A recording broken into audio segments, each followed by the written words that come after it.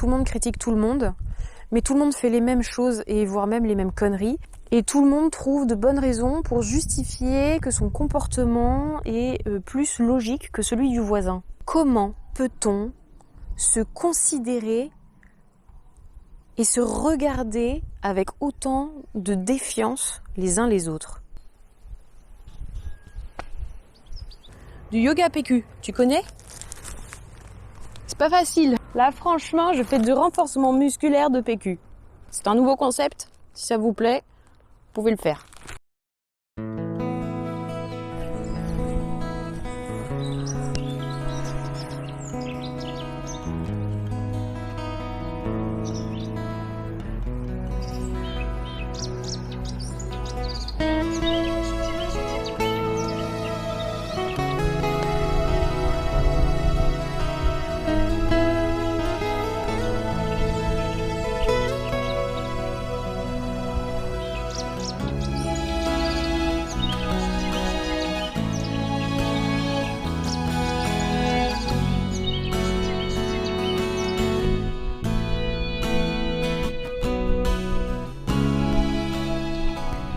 C'est pas magnifiquement magnifique?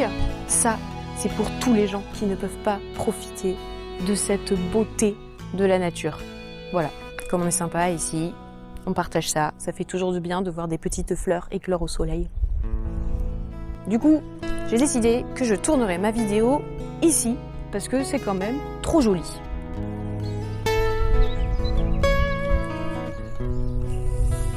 Oui.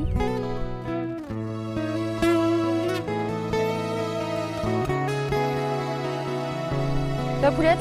T'as bien dormi? T'as vu ce joli cerisier en fleurs? T'as pas eu peur? On a regardé un film un peu flippant hier soir, alors du coup on a tous très mal dormi parce qu'on a flippé quand on allait aux toilettes. Allez, c'est parti. Je me suis mis dans le ton de l'arbre. Petite chemise blanche, s'il vous plaît.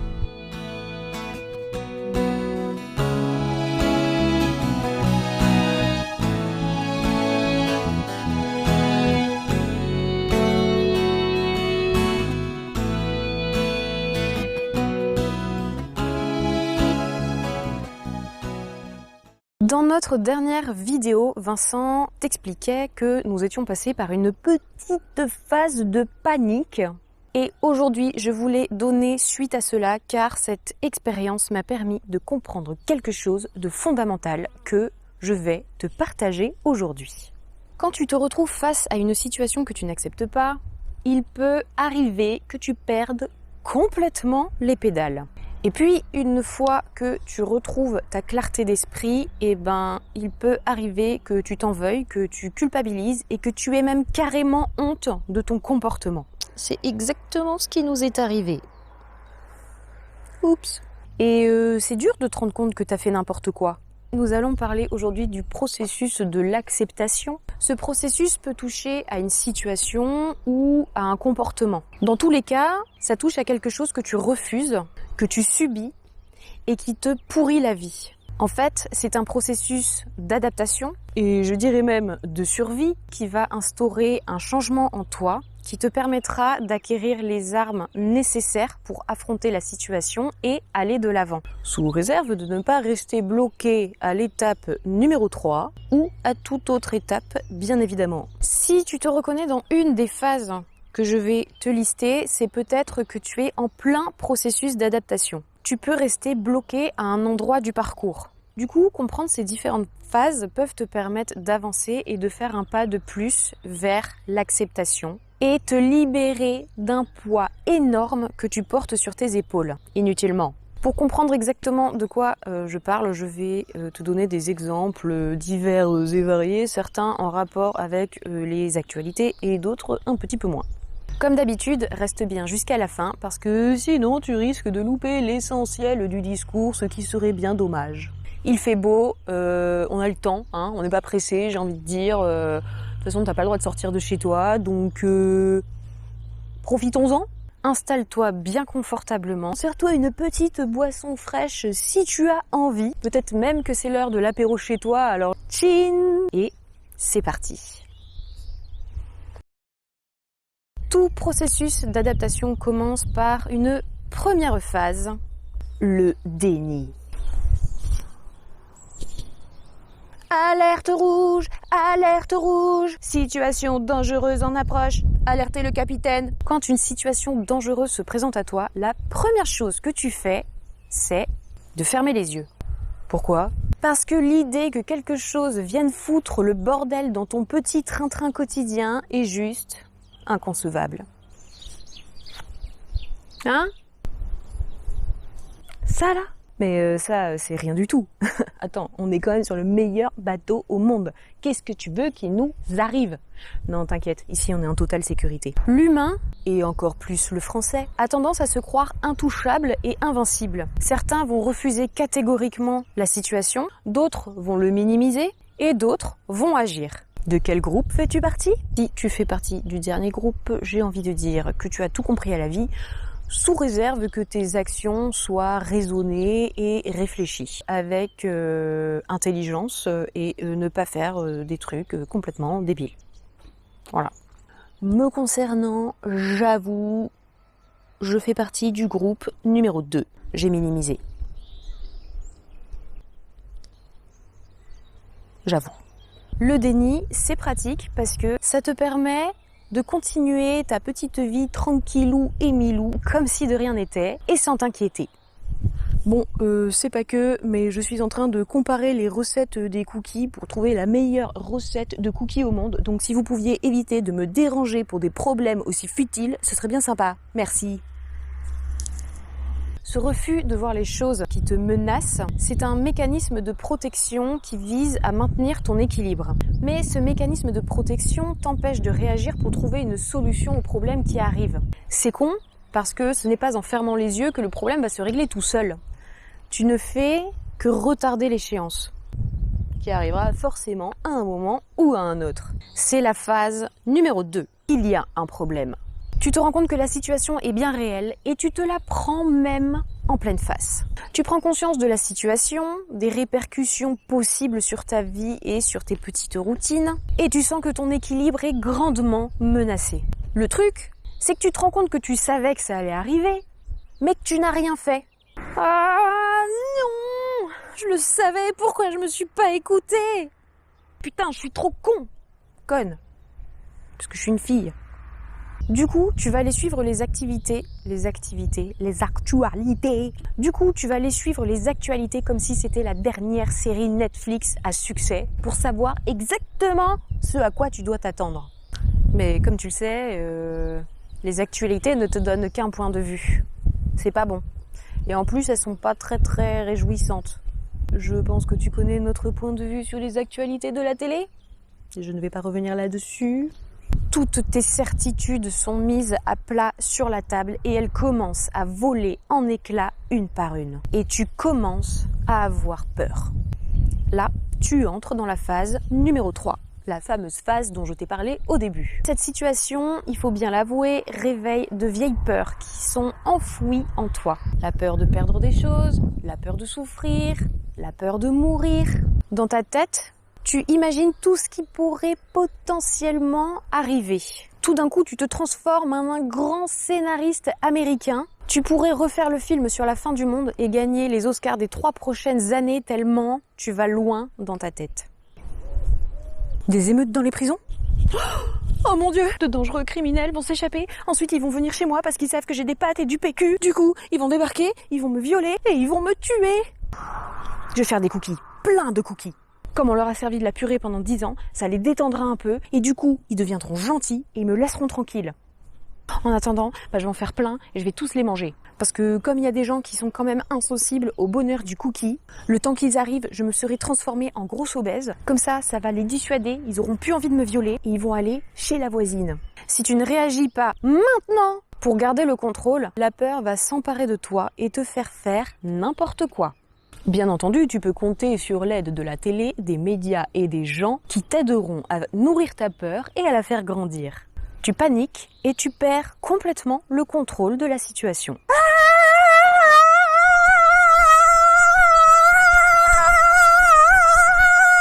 Toute trace de logique s'efface et tu fais n'importe quoi.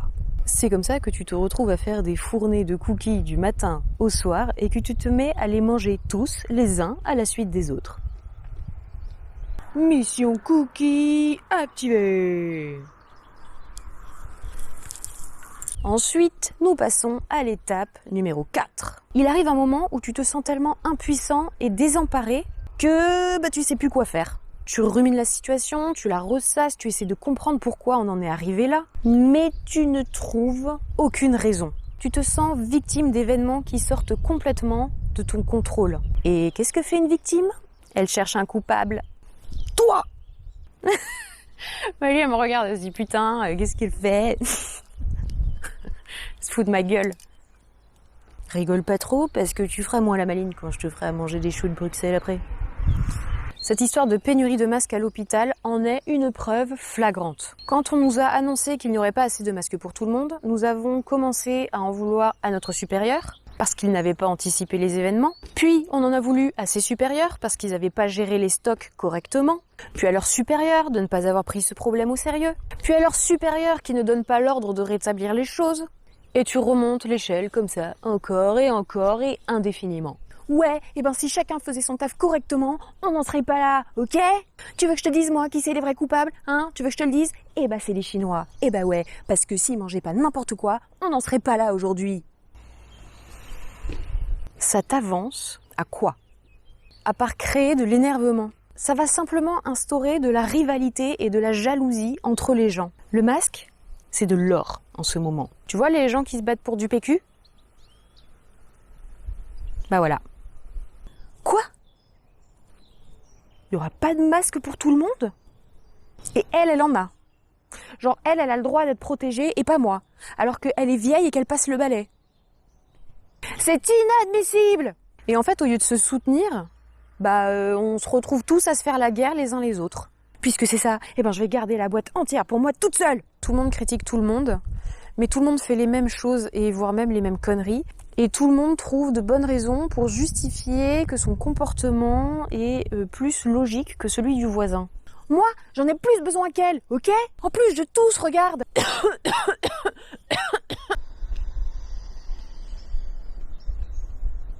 Déjà que les soldats, ils ont pas beaucoup d'armes, alors si en plus ils commencent à se battre pour le peu d'armes qu'il y a, on est mal. Tu veux un masque? C'est ça? Non, t'en auras pas. Si moi je peux pas en avoir, t'en auras pas non plus. J'avoue que j'ai failli entrer dans ce jeu-là et puis je me suis rendu compte de la débilité de la situation. La réalité, c'est que tu n'es plus du tout lucide et que tu es devenu l'esclave de ta peur qui a complètement pris le contrôle. Et c'est pas facile parce que ce qui t'anime à ce moment-là, c'est profond et tu es persuadé que c'est une cause qui est juste. Mais quand on est dans un état pareil, on perd la réalité des choses, notre vision de la vie est complètement modifiée, on se pourrit la vie et on s'épuise pour rien. Ça ne sert à rien d'en vouloir à tout le monde et de chercher un coupable. Pour la plupart des gens, ils sont comme nous, ils ont peur, ils se retrouvent démunis, désemparés. Ce qui nous anime, c'est un espèce de sentiment d'injustice et une certaine jalousie. Voilà. Tout le monde devient ton ennemi alors qu'on devrait être tous là, les uns les autres, se serrer les coudes et avancer ensemble. Ça ne t'amène nulle part, à part vivre dans un enfer perpétuel.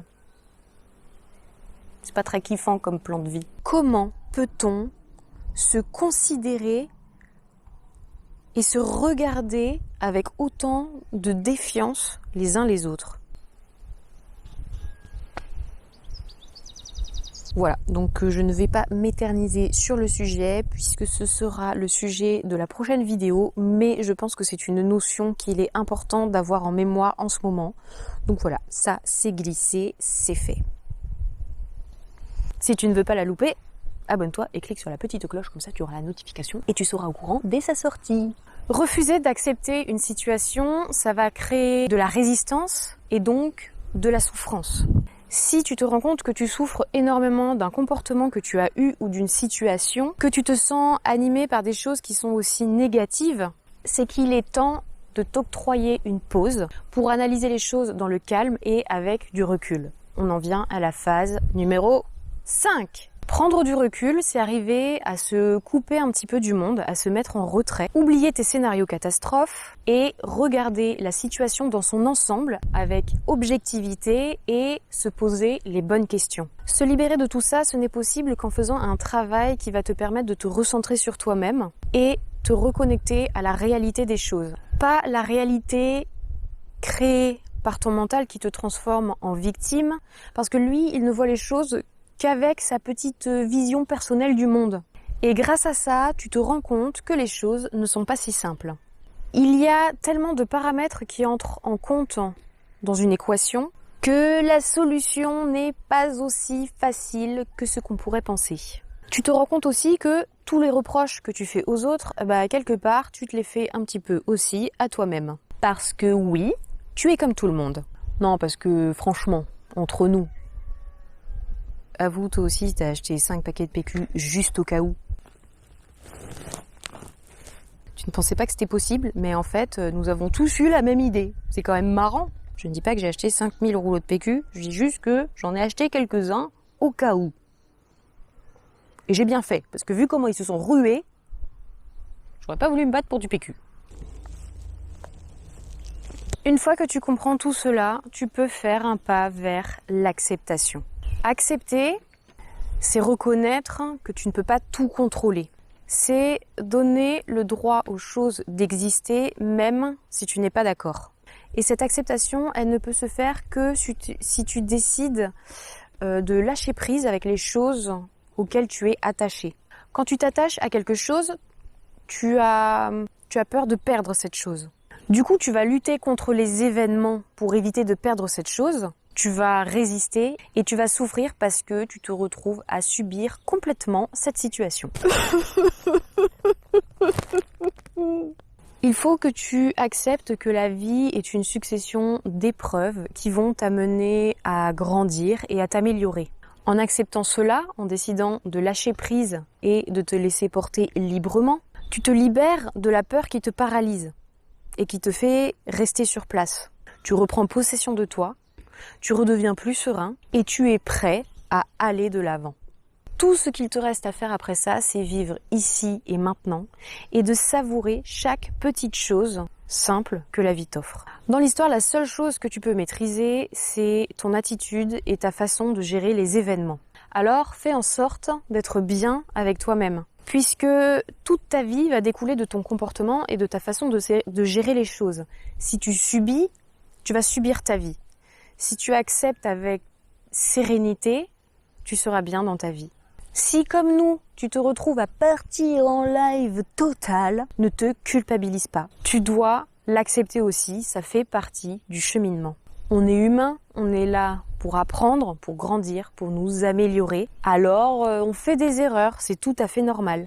Le tout est d'arriver à les analyser et à en tirer une leçon pour le futur. Si tu nous suis, tu sais que je travaille dans un hôpital. Et comment dire, l'hôpital en ce moment, c'est pas spécialement l'endroit où j'imagine que tu rêves d'être. Et moi non plus. J'ai peur, l'avenir m'angoisse toujours autant. J'ai conscience que des difficultés vont arriver et que les jours à venir ne vont pas être rigolos. Mais ce cheminement que j'ai vécu m'a permis d'accepter cette situation difficile que nous vivons tous en ce moment. Je suis passée par tous les stades, mais maintenant je le vis différemment parce que j'ai compris que s'agiter dans tous les sens était strictement inutile. Chercher des coupables non plus, accuser les autres non plus, sans vouloir non plus. Je ne sais pas ce qui va se passer, mais j'ai décidé de me libérer de mes peurs et de faire confiance. En lâchant prise avec mes craintes, en acceptant les choses, ma vie est redevenue beaucoup plus tranquille, beaucoup plus calme et sereine. Et je sais que ça me donnera énormément de force pour faire face aux situations futures. Et en attendant, je peux profiter de chaque instant. Malgré ce qu'on croit, la vie est toujours aussi belle. Et c'est sur ça que je veux me concentrer parce que c'est là que j'arrive à puiser toute ma force. Je ne gaspille plus mon énergie sur des choses avec lesquelles je n'ai aucune prise. Je l'utilise dans des choses utiles en donnant le meilleur de moi-même pour faire ce qui est en mon pouvoir et pour faire des choses qui ont du sens. Si cette crise ou toute autre situation dans ta vie te rend mal, J'espère que ce témoignage et cette analyse du processus d'acceptation te permettront de te sentir mieux et de progresser dans ton cheminement. En tout cas, c'est à ça que nous aimerions t'amener avec Seconde Chance. Nous avons fait plein de vidéos qui vont te donner des outils pour te permettre de travailler sur toi, de gagner en sérénité, en paix, en confiance. Du coup, n'hésite pas à fouiller la chaîne, tu pourrais trouver plein de petites choses qui pourront t'aider. Avant de m'en aller, je voulais aussi te partager une information capitale puisque nous avons créé un nouveau groupe Facebook privé qui a pour vocation de nous réunir pour nous aider les uns les autres à traverser cette période un petit peu difficile. Parce que nous sommes persuadés que tout ce cheminement et ces prises de conscience doivent se faire ensemble. Donc tu peux venir discuter avec nous, partager tout ce que tu veux, tes joies, tes peines, tes découvertes, tes prises de conscience, tes doutes, tes réussites, tout ce que tu veux. Parce que chaque expérience est bonne à prendre et il est toujours intéressant de se servir des expériences des autres. Tous ensemble, on va encore plus loin. Voilà, donc pour rejoindre ce groupe, c'est très facile, il te suffit de cliquer sur un petit lien que tu trouveras juste en bas dans la description. Tu rentres ton mail et ça te donne accès à ce groupe privé. Si ce qu'on fait te plaît, abonne-toi, clique sur la petite cloche pour ne louper aucune prochaine notification. Laisse-moi des pouces pour me dire si tu as aimé ou pas cette vidéo. N'hésite pas à la partager si tu penses qu'elle peut intéresser quelqu'un. Tu peux aussi me laisser un petit commentaire pour me partager ton expérience et me dire si toi aussi tu es dans un processus d'acceptation. En même temps, tout ça nous aide à améliorer la visibilité de la chaîne, alors si tu veux nous aider, fais-toi plaisir. Voilà, sur ce, je vais aller manger mes cookies pour m'engraisser.